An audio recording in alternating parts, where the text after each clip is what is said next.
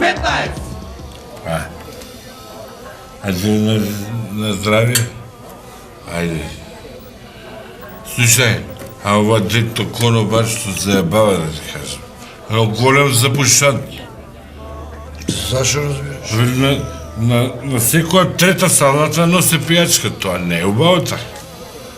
Тоа ни не се улави. Добро, меза типа, шо разбираш се? А мезјама и ти забушаваш, баш на место забушаваш. Сега, твоето пълно, моето празно. Не чепкаш, ја цело време мезам.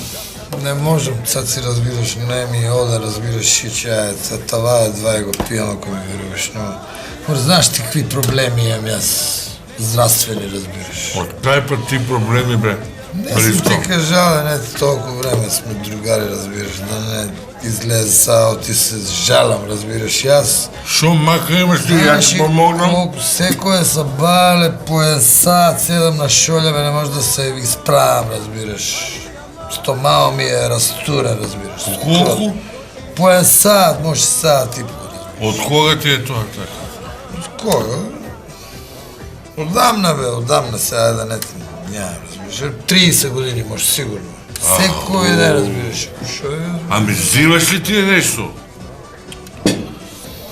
Sad si взимам вестник, разбираш, ке вземам кръстословки, разбираш, шо да вземам, ако бех помлад, разбираш, ке вземам нещо от тия еротиките, ке вземам плейбой, нещо. Шо да вземам, разбираш, нямам спас. Море, нека тоа кајдачите помине за 2-30 години. Да гледам, Нека гледаш ли на телевизија таа документарната емисија, документарец што викат за Франција, за Нищо Париж. чудно да съм я гледал, разбираш, нищо чудно. Ристо, не ми се веруе тоа, многу голем град било. Абе, тоа долу има вако цело метро, има подземја. Има големи са тия градове, големи. Знаеш си што кажа? Тоа Ајфеловата кула што е железна цела. Знаеш што кажа? Ако се фрлиш, Защо да се фърляш, бе? не бе да се фрлиш. Ако некој пат тебе како ти дојде, ево да се фрлиш од Ајфеловата кула. 5 дена има да пажеш, толку е висока. 5 дена ке пагаш. 5 цели дена и ноќи има да пажеш од Ајфеловата кула.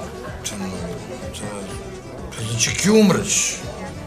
Па ќе умриш Ке нормално умреш како. ли, бе, разбираш, шо?